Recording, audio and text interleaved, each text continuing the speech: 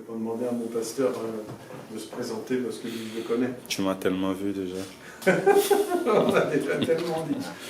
Alors donc, si vous me connaissez tous, vous m'avez déjà vu ici. Alors, l'objectif, c'est d'essayer de vous apporter quelques bases en tant que leader. Donc, quelque part, j'ai un objectif de, comme m'a demandé Jean, d'être un peu un mentor pour lui, pour vous. Et le premier rôle d'un mentor, c'est d'équiper et de former les leaders. Et n'oublions pas, un leader, c'est pas un gros mot. Hein. Pour les anglophones, c'est pas un gros mot, mais pour les francophones, c'est un gros mot. Leader. Pour eux, c'est diriger. On va voir que c'est pas tout à fait ça. Hein. Et un mentor, c'est pas quelqu'un qui exerce le ministère. Son rôle, c'est de former et d'équiper ceux qui exercent un ministère ou qui veulent exercer un ministère. Il y a une responsabilité. Parce que pour moi, exercer une responsabilité dans l'Église, c'est un ministère. Il n'y a pas que les 5 ministères. Hein, et le rôle du mentor, c'est de conduire les leaders à toujours progresser. Éphésiens au chapitre 4, au verset 13 à 15, il dit « Jusqu'à ce que nous soyons tous parvenus à l'unité de la foi et à la connaissance du Fils de Dieu, à l'état d'homme fait, à la mesure de la stature parfaite de Christ, afin que nous ne soyons plus des enfants, flottant et emportés à tout vent de doctrine, par la tromperie des hommes, par leur ruse, dans les moyens de séduction, mais que, professant la vérité dans la charité, nous croissions à tous égards en celui qui est le chef, Christ. » Donc le but, c'est la croissance. Hein. Et aussi un autre but du mentorat, c'est d'encourager. Exactement comme on voit dans la Bible, Gédéon, Dieu encourage Gédéon, il lui dit, vaillant héros, qui va libérer sa nation. C'est le vaillant héros. Donc il l'encourage. Si un jour vous croisez un mentor, pas un menteur, hein, un mentor qui ne vous encourage pas et qui est là pour vous dire tout ce que vous avez fait de mal uniquement, c'est pas un vrai mentor. C'est pas un mentor. Le but du mentorat, n'est pas de se servir des autres, mais c'est servir les autres pour qu'ils accomplissent leur vision. Voilà. Hein, je voulais simplement mettre un petit peu ça, vous expliquer un petit peu le pourquoi. Et maintenant, je vais commencer. Le premier enseignement qu'on va avoir ensemble, c'est sur l'éthique. L'éthique dans le leadership.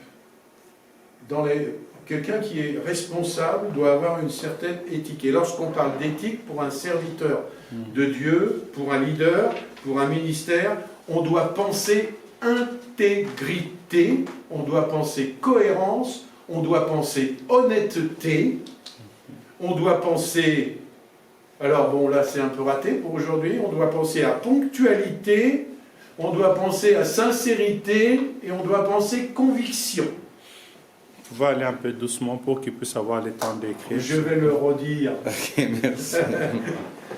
Intégrité, ponctualité, cohérence, j'ai pas eu le temps, j'aurais pu le mettre sur PowerPoint, mais j'ai pas eu le temps. Honnêteté, sincérité et conviction. Enfin, c'est ce que je pense pour ma part. Hein.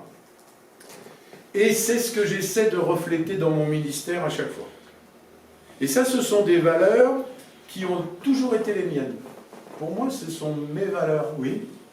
S'il vous plaît, est-ce que vous pouvez reprendre depuis le début? Tous les... Alors. Donc le cours s'intitule l'éthique. L'éthique. Okay. L'éthique et les pièges. On va rajouter. L'éthique et les pièges.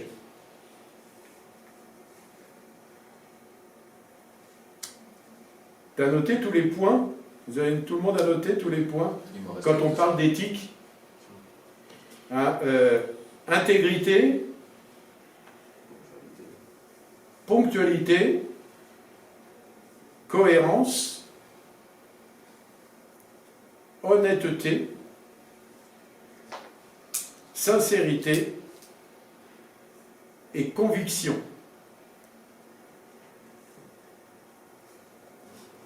Pourquoi je dis ça? Vous savez, je m'étais présenté une fois, j'ai été militaire pendant 30 ans.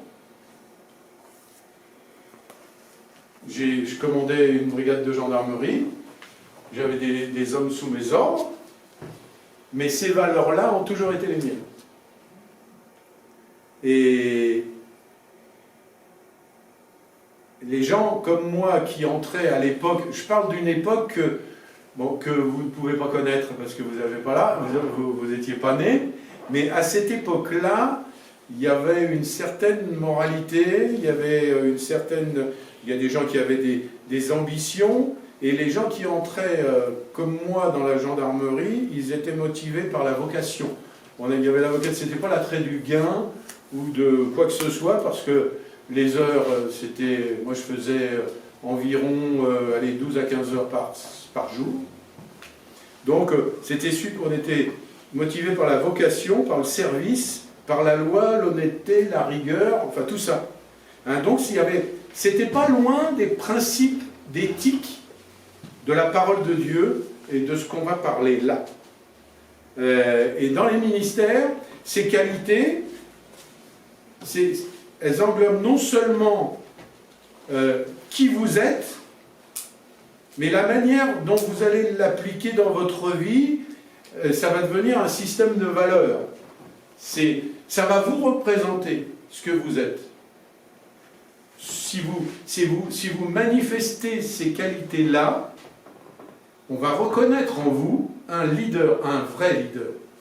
Parce qu'il y a des leaders, vous savez, qui n'ont pas ça dans leur gène, et qui, pour pallier à toutes ces qualités-là, vont faire preuve d'autoritarisme. C'est facile. On vous donne une place d'autorité, vous pouvez la prendre et l'exercer avec force. J'ai une question, ça m'amène à poser une question, est-ce que être leader c'est inné ou ça se... Alors, je dirais presque que c'est presque inné. On a un petit peu ça dans les gènes. On pourrait faire une comparaison en disant il y a des gens qui ont du charisme, c'est un peu la même chose, hein, le leadership et le charisme. Être charismatique, pas dans le sens uniquement biblique du terme, mais avoir du charisme, c'est dès qu'on parle, les gens écoutent, dès qu'on parle ou dès qu'on marche, les gens suivent. Il y a des gens qui ont ça dans leur gène. Après, le leadership peut s'apprendre aussi. Mais il faut embrasser ces qualités-là. Moi, j'estime que si on n'a pas ces qualités-là, on ne peut pas être un bon leader. En hébreu, il y a une racine pour ce terme-là. C'est un terme qui signifie être une personne qui a de la substance. Être un bon leader. C'est-à-dire que vous devez être celui que vous déclarez être pour exercer dans l'Église de Jésus-Christ. On ne revêt pas un manteau de leader, parce que je suis pasteur, donc je prends une veste, je monte sur l'estrade, et voilà, ça y est. Non, ça ne fonctionne pas de cette façon-là. Vous savez, dans la vie, quand on regarde un meuble, bien souvent les meubles sont vernis. Qu'est-ce qu'il y a sous le vernis? Des fois, il y a des choses cachées. D'ailleurs, c'est pour ça qu'on a utilisé le vernis à une certaine époque. Hein, c'est pour cacher les imperfections. Et bien souvent, sous une couche brillante, qui donne un aspect très beau, en dessous, c'est plus ou moins moche. Ça ne doit pas être le cas d'un leader. Et l'intégrité, c'est tout le contraire. C'est la première chose, l'intégrité. Ce que vous prétendez être doit être sans ambiguïté. il ne doit pas y avoir, comme on dit, de vice caché. Chez un serviteur de Dieu, un jour ou l'autre, il sera découvert. Si vous avez des soucis, des problèmes, ou si vous cachez des choses, un jour ce sera découvert, un jour vous tomberez. Donc, vos propos doivent être sincères, votre image doit être conforme à la réalité. Pas de faux semblants. Votre être intérieur, celui qui est authentique et vrai, doit se refléter à l'extérieur. D'ailleurs, quand vous m'entendez parler, vous voyez que j'ai comme un peu d'autorité, et j'aime les choses carrées. Dans notre équipe, dans l'équipe dont j'ai la joie d'être le responsable, les gens savent très bien que s'il y a un truc qui ne va pas, tout de suite, ça sera dit. D'ailleurs, ça a été le deal avec Jean. J'ai dit, moi j'accepte, si tu m'autorises à pouvoir te dire ce que je pense. On n'est pas sans arrêt. On en a parlé déjà, je ne me souviens plus quand, mais il me semble qu'on en a parlé ici. Style, on n'est pas là pour chouiner en se disant « Oh non, mais il m'a dit quelque chose qui ne m'a pas plu, faut me demander pardon, ou faut arrêter avec ça. » Bien sûr, on ne va pas s'insulter ni quoi que ce soit, mais si je te vois, je te dis « Je ne suis pas d'accord avec toi. Là, ce que tu as fait ou ce que tu as dit, c'est pas juste. Il ne faut pas me regarder, ah là là là là là là, ça y est, c'est fini, c'est foutu, c'est... Non, non, non, non, non, non, non, non. Il faut qu'on soit capable de dire les choses, de se dire les choses. Jacques, chapitre 1er, verset 26. Écoutez bien ça. Si quelqu'un pense être religieux sans tenir sa langue en bride, mais en trompant son cœur, la religion de cet homme est vaine. Jacques, chapitre 1er, verset 26. Alors, vous pouvez lire ce verset pendant des années sans jamais le comprendre. Quand on parle de religieux, nous les évangéliques, on est des évangéliques, on fait les gros yeux, à la limite on va sauter en l'air. Nous c'est différent. Nous, les évangéliques, on est différents. On n'est pas religieux. Hein? D'ailleurs, la première chose qu'on va dire aux gens, nous, on n'est pas religieux, nous, on a une relation avec Dieu. Tiens, c'est ce que je disais hier à mon coiffeur. Qui lui disait, oh, mais moi, je ne crois pas du tout. Ah, ben, je dis, ça tombe bien, on va en parler. C'était bien. Du coup, ma femme s'est demandé ce que je faisais, parce que 1h30 pour une coupe de cheveux, c'était long. Mais bon, on a parlé de Dieu, c'était très bien. Parce que lorsqu'on lit ce texte,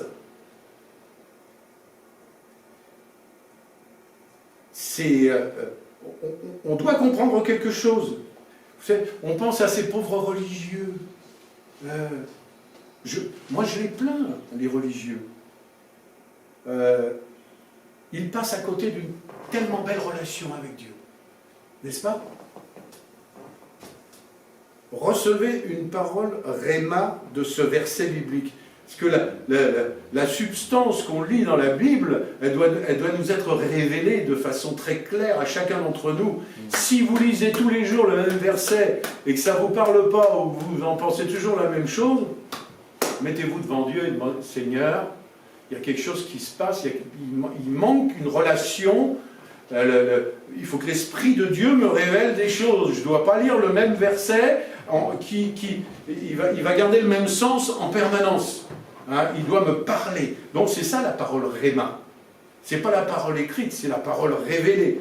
Et si tu reçois une parole réma concernant ce texte, tu vas t'apercevoir que le terme religieux qui est employé ici nous parle de quelqu'un dont la foi, la piété, s'exprime par des pratiques contraires à ce qu'il véhicule. Voilà ce que ça veut dire. C'est pas quelqu'un qui va faire tout un tas de rites, Non, c'est-à-dire que ces pratiques sont contraires à ce qu'il dit, à ce qu'il reflète. Un exemple. Et ça se voit souvent chez les responsables et aussi chez les pasteurs. Changer son programme, le programme qu'on a établi, parce qu'on vient d'avoir une autre opportunité. Ah ouais, mais tu te rends compte, c'est une chance. Je vais vous raconter. Je ne devrais pas être ici. Je devrais être en Côte d'Ivoire. Je devrais être un séminaire, un rassemblement national d'une famille d'églises en Côte d'Ivoire. J'ai été contacté pour aller faire ce séminaire. Dans mon cœur, tout de suite, un petit sursaut de joie. J'étais content. C'est tout de suite retombé, parce que le Saint-Esprit a agi immédiatement, et j'ai une sonnette du Saint-Esprit à côté de moi qui s'appelle ma femme, qui s'appelle Jocelyne, qui est beaucoup plus sage que moi, Matérialisé. parce qu'elle est beaucoup plus sage que moi, et déjà elle m'a dit, moi je ne vais pas en Côte d'Ivoire. Je pense qu'on ira. Et elle ne le sait pas encore, mais je sais qu'on ira. Mais, et là on a dit, non. Et je regarde mon agenda, le programme, il est surbooké jusqu'au mois de mai. Ça a été compliqué hein, de recontacter le pasteur et de lui dire, c'est une opportunité merveilleuse, je suis extrêmement touché, mais non, je ne peux pas.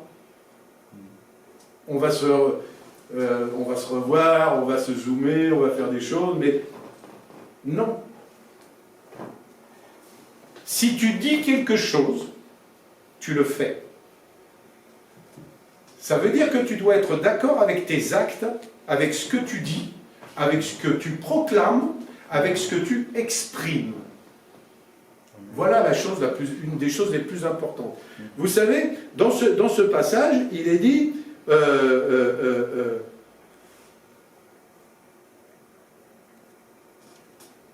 se tenir sa langue en bride, n'est-ce pas? Tenir sa langue en bride. Et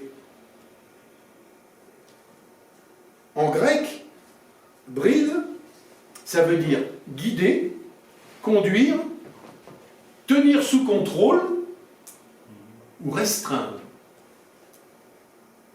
Jacques nous dit que si quelqu'un croit être religieux et ne guide pas sa langue, ou ne restreint pas sa langue, ou ne la met pas sous contrôle, sa religion est vaine, c'est-à-dire que sa foi, sa piété, en ce qu'il croit, est vain. Ça va loin, hein? C'est un passage qui va très très loin, mais on le lit bien souvent très très vite.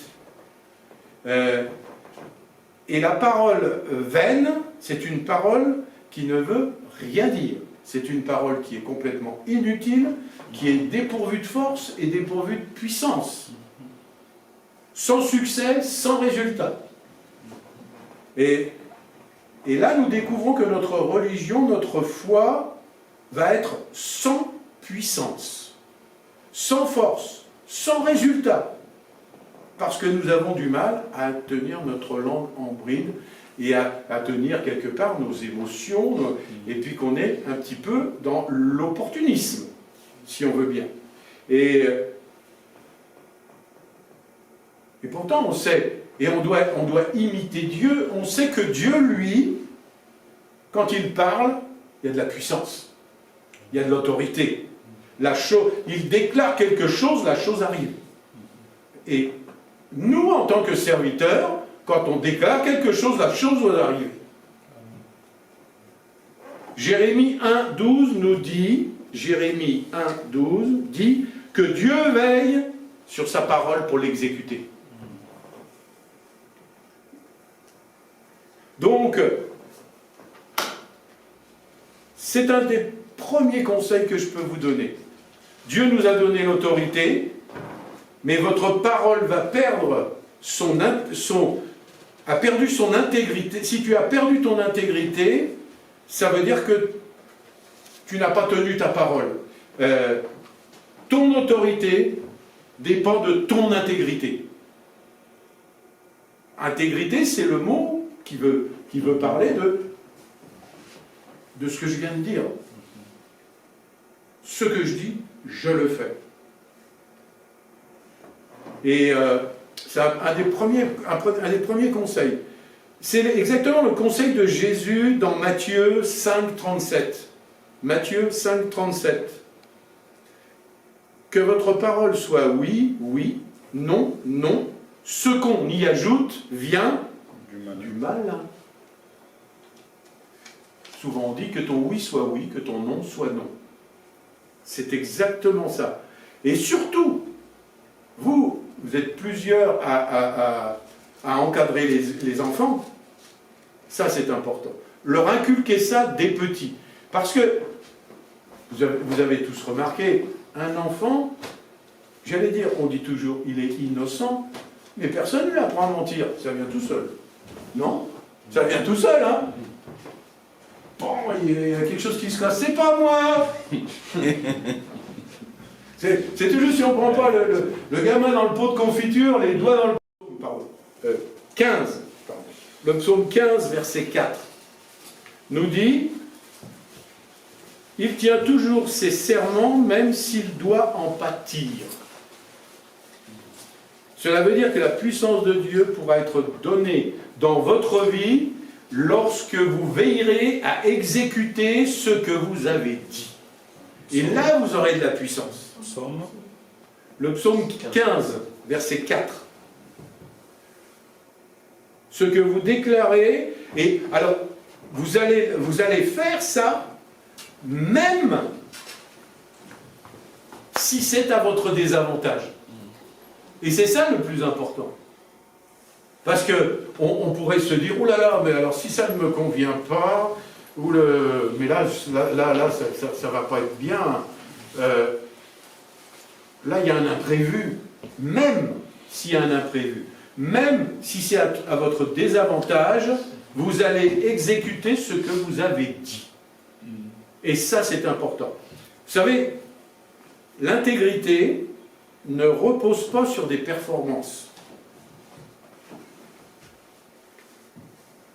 C'est style, si j'atteins ce niveau, je serai intègre, les gens vont me suivre, je serai plus écouté, j'aurai du succès. J'ai une mauvaise nouvelle pour chacun d'entre vous qui veulent être des leaders, des responsables. Il n'y a pas de succès à remporter en servant Dieu. Il n'y a pas de succès. Aucune règle ne mesure notre degré d'intégrité, de sainteté, d'efficacité dans le service. Seule la grâce de Dieu compte. C'est un élément essentiel de la vie d'un responsable. Un bon exemple d'intégrité mise en application, c'est l'exemple de David dans le psaume 51. Vous le relirez. Dans le psaume 51, David, le grand roi d'Israël, qui aimait son Dieu, il aimait servir Dieu, mais David, pendant un temps, a caché un côté obscur. Hein, on pourrait dire le côté obscur de la force. Là, il y avait vraiment un côté obscur. Et on peut, nous aussi, s'identifier à David. Parce que cette part d'ombre dans la vie de David va le conduire à vivre, en tant qu'auteur et acteur, à vivre une série d'événements qu'on connaît tous. Hein, et il a passé la nuit avec Bathsheba. Plus tard, il découvre qu'elle attend un enfant. Il cherche, il va trouver une solution. Il y a problème, donc il y a solution, d'après lui. Hein? La situation, et on s'aperçoit que la situation va ne faire que s'empirer. Hein? Premier problème, il va y avoir un deuxième problème qui va engendrer. Alors, le premier problème, c'est que il reluque une femme. Le deuxième problème, il va coucher avec la femme. Le troisième problème, c'est qu'il va avoir un enfant. Le quatrième problème, c'est qu'il faut se débarrasser du mari. Mais c'est pas facile. Cinquième problème, il fait tuer. Sixième problème, Dieu n'est pas content. Et donc le psaume 51 raconte comment David va crier à Dieu pour que leur relation soit rétablie de nouveau. Mais quand on fait ce genre d'erreur, il y a toujours des conséquences. David a quand même subi les conséquences de ses erreurs. Dieu, bien sûr, lui a pardonné, mais son fils est mort.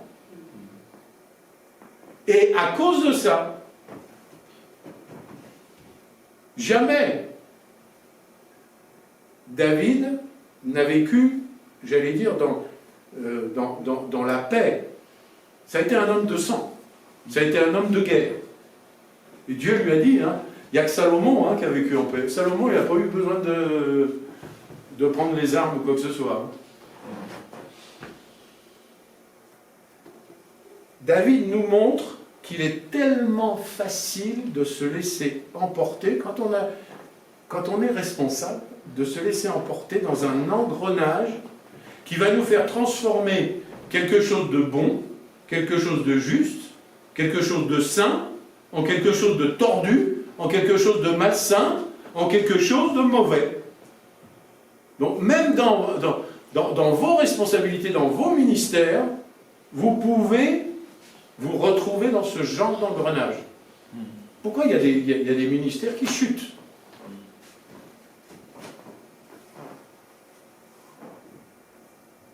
On pense tous qu'on n'est pas foncièrement mauvais, quand même, n'est-ce pas? Mais je crois que nous avons tous la capacité de prendre quelque chose de bien et le transformer, peut-être malgré nous, mais avec les circonstances, on va finir par faire comme David.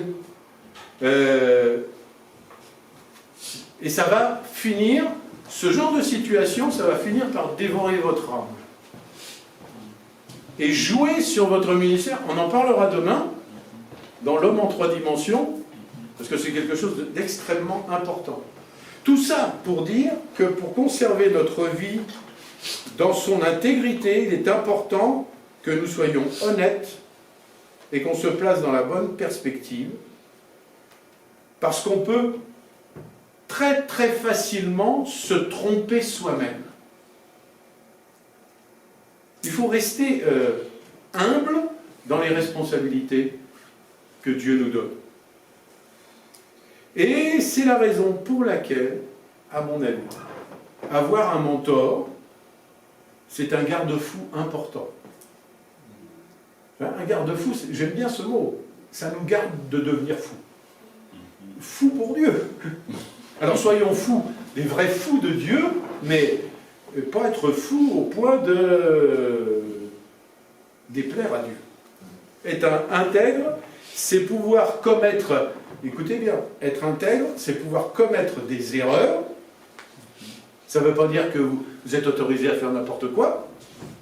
C'est pouvoir commettre des erreurs, peut-être parfois prendre une mauvaise décision, mais lorsque ça arrive, savoir les réparer en se montrant honnête.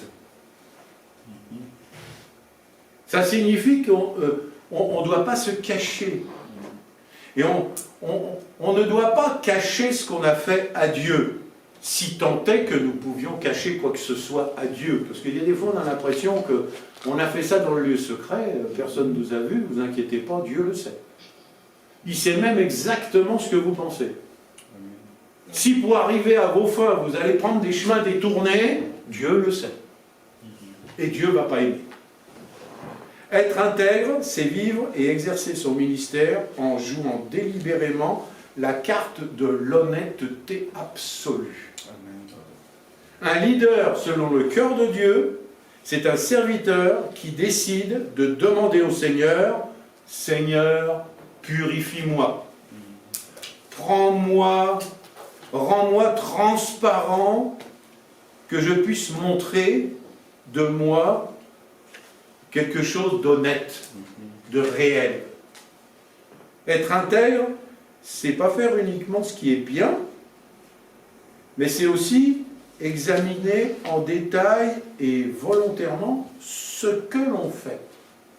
Il faut toujours tout analyser de ce qu'on fait. On peut penser que si vous agissez comme il faut, tout ira bien. Sauf que, écoutez bien, parfois, vous allez faire de bonnes choses pour de mauvaises raisons. Ah, nous devons savoir si ce que nous faisons correspond vraiment à ce que nous sommes ou si nous nous contentons juste de faire ce qu'on attend de nous. Si Dieu a décidé que vous allez être un prophète, allez, il y en a, il y a des prophétesses ou des prophétesses en devenir. Si Dieu vous demande quelque chose, faites-le. Mais si vous vous contentez juste de faire, ben voilà, on m'a dit de faire comme ci, on m'a dit de faire comme ça. Mais si Dieu vous dit autre chose, est-ce que vous allez le faire? Même si ça vous dérange. Même si ça dérange les autres. Attention, hein, je ne dis pas de faire n'importe quoi, mais faire ce que Dieu nous demande. Je pense que l'intégrité d'un responsable exige que l'on réponde de ses actes devant quelqu'un. Donc on doit, pour moi, avoir des vis-à-vis, avoir des mentors, c'est quelque chose d'important. Progresser seul, vouloir progresser dans la ressemblance à Jésus-Christ seul, va nous conduire à l'échec, à mon humble avis. Et c'est là où je pense que le mentorat est important. La responsabilité et la perspective vont de pair. Nous devons être, vous devrez être en capacité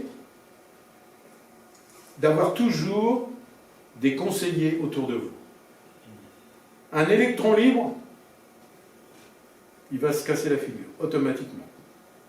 Je parlerai du vis-à-vis tout à l'heure, mais pour moi, l'éthique d'un serviteur de Dieu, c'est être à l'image de Dieu, et c'est être un ami de Dieu. Vous avez décidé d'accepter des responsabilités dans l'Église, vous devez devenir des amis de Dieu. Je dis bien des amis, alors pas un pote, pas une potesse, ou je ne sais pas si on dit ça, mais non. C'est pas Dieu, c'est pas votre pote. Jésus, c'est pas votre pote. C'est notre roi des rois. Mais lui souhaite que vous deveniez ses amis. Amen. À un ami, en principe, on ne cache rien. On partage. Jean 15, 15, Évangile de Jean, chapitre 15, verset 15, nous dit, c'est Jésus qui parle, « Je ne vous appelle plus serviteur, parce que le serviteur ne sait pas ce que fait son ami. Mais je vous ai appelé ami parce que je vous ai fait connaître tout ce que j'ai appris de mon Père. » Waouh! Et ça nous montre que Jésus va changer l'éthique du travail pour toujours. Il nous montre comment être un serviteur à l'image de Dieu. C'est ce qu'il vous demande d'être. Servir. Vous savez combien de fois est mentionné le mot servir dans la parole de Dieu? Plus de 1400 fois. Waouh! Plus de 1400 fois. Matthieu 20, 28 nous dit, c'est ainsi que le Fils de l'homme est venu, non pour être servi, mais pour servir et donner sa vie comme rançon à plusieurs. Servir. Le mot grec, diakonéo. Travailler pour d'autres. Si vous êtes là, je pense que c'est pour travailler pour d'autres. Alors, si c'est pour d'autres raisons, je suis désolé, hein, mais vous allez vous planter. Si vous voulez être responsable et travailler pour Dieu, pour être vu, pour être visible, ou pour monter sur l'estrade, mauvais principe.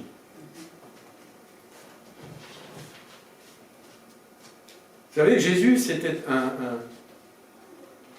a été un diacre.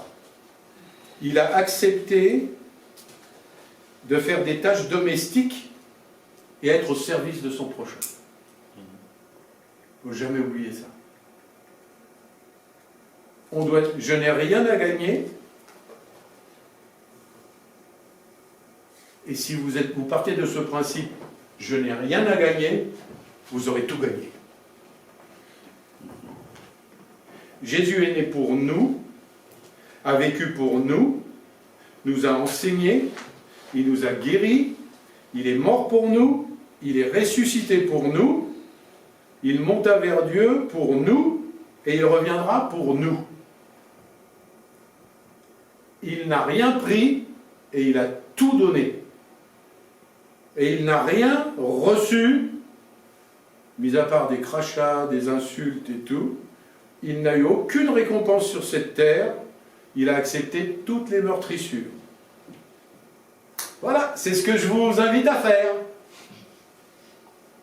Souvent, quand on dit ça, au milieu d'une grande foule, nous on veut servir. Si vous êtes prêts à tout ça, on va baisser le bras un petit peu, là, c'est un peu moins quand même, hein. Un petit peu moins. Christ était passionné pour quelque chose, la situation désespérée du monde. C'est ce qui doit nous tenir à cœur. Les temps que nous vivons, on commence vraiment la période des derniers temps. Combien sont perdus dans le monde? Si vous voulez servir, alors c'est là où les pasteurs des églises n'aiment pas beaucoup ce que je dis. Parce que votre pasteur vous voit servir, premièrement dans l'église, dans l'assemblée là. Moi je vous dis, Dieu vous appelle à servir, pas dans le bocal. Ça c'est un bocal. C'est un joli bocal où il y a de jolis petits poissons. Et on vient les nourrir. Mais si on reste fermé, comment ceux du dehors vont être sauvés? En vous mettant devant la porte et en disant « Venez !» Non, allez! Allez les chercher. Je ferme ma parenthèse parce qu'après je vais me faire disputer. Parce que ça c'est quelque chose que j'ai dans mon cœur comme ça. C'est pour ça que nous, quand je présente notre assemblée, je dis c'est l'église sans les murs.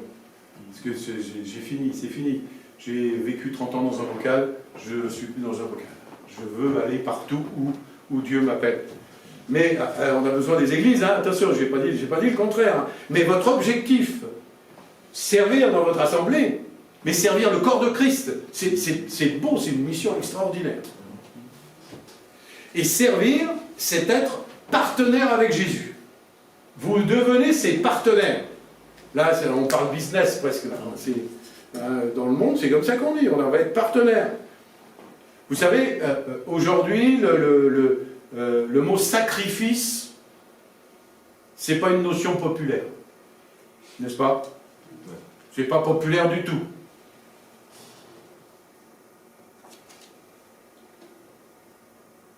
Mais servir Dieu, c'est être partenaire avec Jésus. Jésus nous a enseigné sur l'humilité, sur le service. Et tout ça, ça a été dénaturé. Les gens veulent servir le Seigneur, mais seulement dans une certaine mesure et à certaines conditions. Vous savez que ça demande des sacrifices. Hein. Et moi, je pense que servir, ça dépend de nos motivations. On voit souvent dans l'Église en général que, vous savez, il y a la jalousie qui va s'insinuer dans les tâches les plus ordinaires. Je ne sais pas, le pasteur va dire tiens, toi, je te vois bien faire ça. Les autres à côté, oh, tu te rends compte, il l'a choisi lui. Quand ça commence comme ça, mes amis, mes frères, mes sœurs, vous êtes mal partis.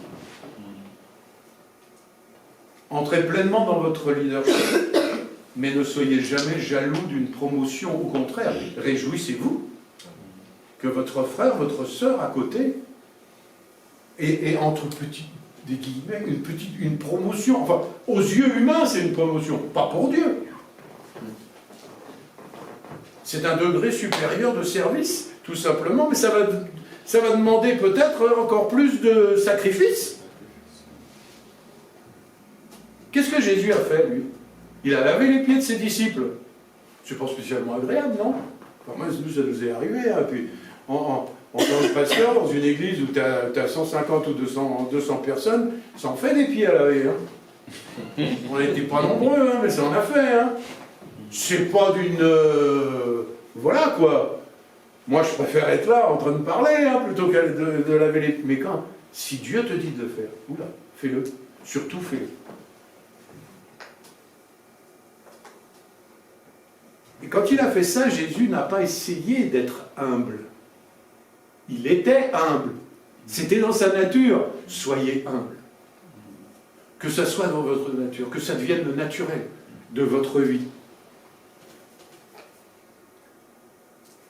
Il n'a pas voulu recevoir d'honneur. Son attitude à Jésus a été authentique. Que votre attitude soit authentique. Vous savez, j'avais une petite histoire. Un jour, un pasteur, je vais la lire, hein, acheta un bâtiment endommagé pour la réouverture d'une église. Quelques hommes vinrent lui proposer leur aide. Et ils étaient membres du bureau. Un petit peu, c'est comme Jean dit, voilà, tiens, on change de salle, une nouvelle salle. C'est un vieux truc complètement délabré. Il vous convoque, là, vous tous, là. Et voilà, il va falloir nettoyer. Il va falloir rassembler les débris, la saleté, enfin bref, quoi, faire du travail ingrat. Il n'y en a pas un qui est venu. Parce qu'ils pensaient tous au départ, bah oui, attends, moi je vais faire le business plan, l'autre il va faire les croquis, l'autre il va faire... Il n'avait pas besoin de ça, il avait besoin de bras. Philippiens, chapitre 1er. Philippiens, chapitre 1er, versets 15 et 16. Quelques-uns, il est vrai, prêchent Christ par envie et par esprit de dispute. Mais d'autres le prêchent avec des dispositions bienveillantes. Ceux-ci agissent par amour, sachant que je suis établi pour la défense de l'Évangile. Donc, quelle est votre motivation? On peut exercer un ministère pour s'affirmer, pour se valoriser, pour satisfaire notre ego, pour devenir le centre du monde, ou même pour gagner de l'argent. Peut-être que ça... On pense que ça va servir à nos propres fins à nous, mais la Bible nous dit comme le foin et la chaume, comme le bois, le foin, la chaume, cette œuvre ne subsistera pas au feu du jugement à venir. Donc choisissez bien votre motivation. C'est 1 Corinthiens chapitre 3, versets 12 et 13. 1 Corinthiens chapitre 3, versets 12 et 13. Or, si quelqu'un bâtit sur ce fondement avec de l'or, de l'argent, des pierres précieuses, du bois, du foin, du chaume, l'œuvre de chacun sera manifestée. Car le jour la fera connaître, parce qu'elle se révélera dans le feu, et le feu éprouvera ce qu'est l'œuvre de chacun.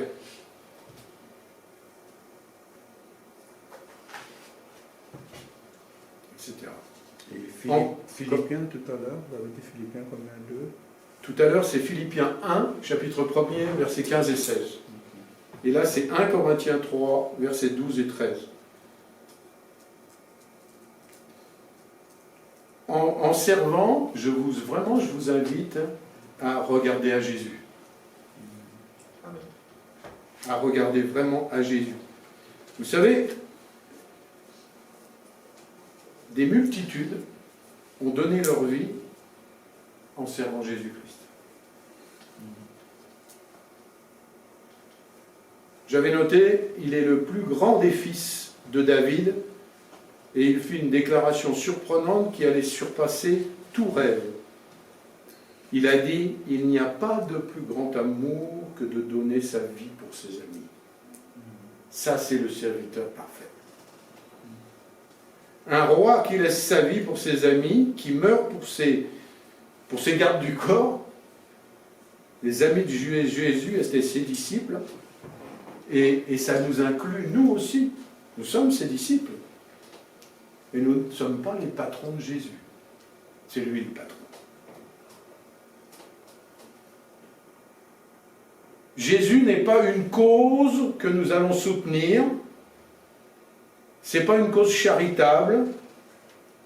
Il est notre aide, notre espérance, mais il n'a pas besoin de notre aide.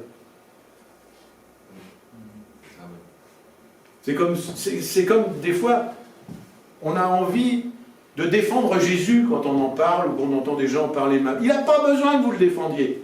Il est capable de se défendre tout seul. C'est un privilège d'avoir la permission de pouvoir travailler pour lui. C'est un privilège d'être associé à ce qu'il fait. N'oublions pas, il est notre défense. Nous n'avons pas besoin de le défendre. C'est lui notre défense. Jean 15, 16.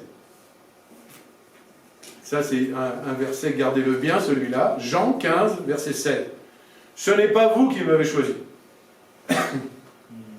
Mais c'est moi qui vous ai choisi. Et je vous ai établi afin que vous alliez et que vous portiez du fruit, que votre fruit demeure, afin que ce que vous demanderez au Père en mon nom, il vous le donne.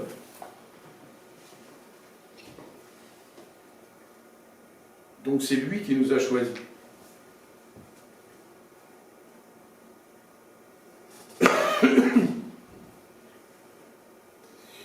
Vous savez, il y a des...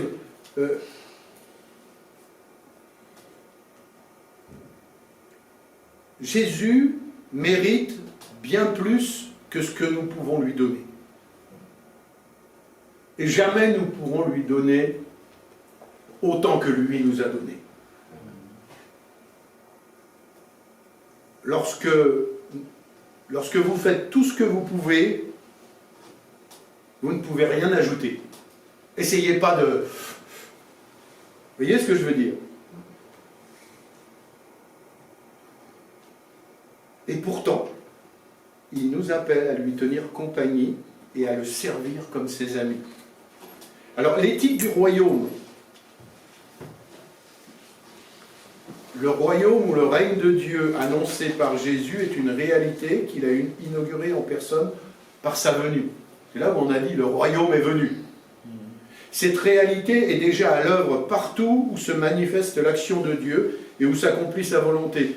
Mais ce règne de Dieu doit se manifester aussi par des vies transformées, vécues selon la volonté de Dieu. Quand on prie que ton règne vienne, ça implique pour chacun de nous de se soumettre à la volonté de Dieu et dans sa manière de vivre. Donc, la vie d'un chrétien doit être guidée par l'éthique du royaume. Et quand tu veux servir, ça doit être encore plus fort en toi. Guidé par l'éthique du royaume.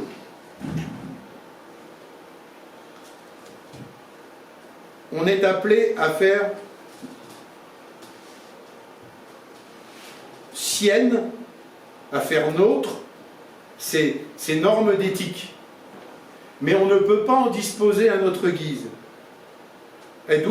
Ces normes-là, dont je vous parle, elles doivent s'imposer à nous. Vous voyez? Imaginons, qu'est-ce que serait la vie si chacun déterminait à son envie ce qui est bien ou ce qui est mal?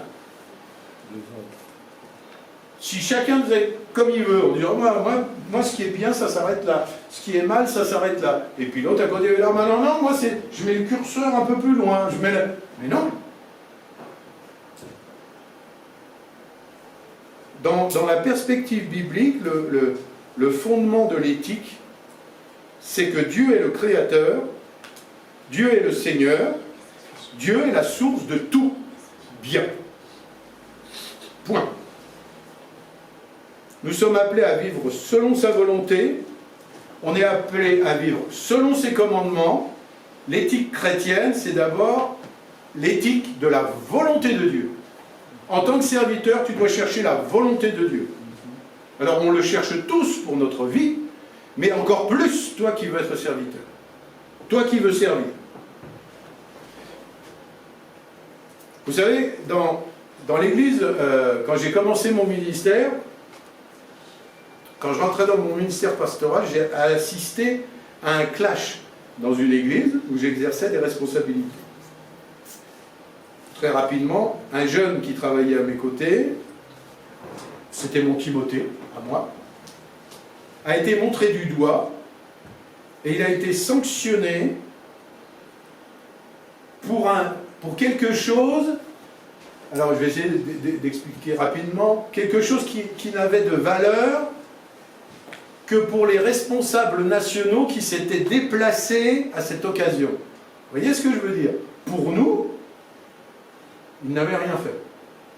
Mais pour certaines personnes extrêmement bien placées, c'était pas bien. On ne comprenait pas cette façon. Et j'ai eu l'impression de me retrouver, à ce moment-là, du temps de Jésus, où les responsables religieux se réunissaient pour chercher comment se débarrasser de Jésus. Ils étaient devenus complètement aveugles. C'est là où était le curseur, le bien, le mal. Pour qui travaillaient ces responsables religieux? Pour eux-mêmes, pour leur place. Jésus était venu pour prendre la royauté. Ah non, c'est nous qui dirigeons. On se débarrasse de lui. Et pour ce jeune, c'était pareil. Vous voyez l'éthique? Où était l'éthique? Étaient-ils des serviteurs? Non. Donc, moi, à ce moment-là, j'ai été choqué, j'ai été outré par ce semblant de justice. Et c'est là où j'ai décidé de quitter cette église définitivement. Et là, je me suis rendu compte que nous pouvons, en tant que responsables, vous pourrez et vous aurez, en tant que responsables, une influence importante sur les membres de vos assemblées. L'autorité qu'ils nous donnent sur leur vie et leur choix nous confère un pouvoir, et lorsque ce pouvoir est placé dans de mauvaises mains, ça peut devenir redoutable et aller au clash. Vous savez, dans cette histoire que je vous ai racontée, j'ai pas fini l'histoire, oh, bon ça va, j'ai encore un petit moment. Quand j'ai vu ça, je vous ai dit, j'ai été outré, j'ai été choqué. Je me suis levé et j'ai dit, je m'en vais, je pars. J'aurais jamais dû dire ça comme ça. Vous savez pourquoi? Parce que 80% de l'Église me suit. Sans le vouloir, j'ai été à l'origine d'une division, comme on dit. Mais moi, je partais de moi. Mais je ne m'étais même pas rendu compte que j'avais un tel pouvoir déjà dans l'Église. Je n'étais pas officiellement le pasteur de l'Église. Mais Dieu m'avait donné l'autorité dans l'Église. Les frères et sœurs me reconnaissaient comme leur pasteur. Bon, les autorités, pas encore. Mais j'ai pleuré pendant 8 jours avec mon épouse en voyant que le troupeau était parti. Comment faire? Bon, je ne vous explique pas comment ça s'est rattrapé, mais pour vous dire à quel point on doit se rendre compte qu'en tant que responsable, vous êtes regardé, vous êtes écouté, vous êtes entendu, et vous êtes suivi.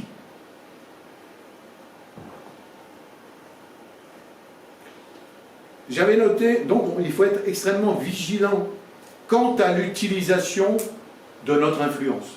Soyez vigilants quant à l'utilisation de votre influence. Surtout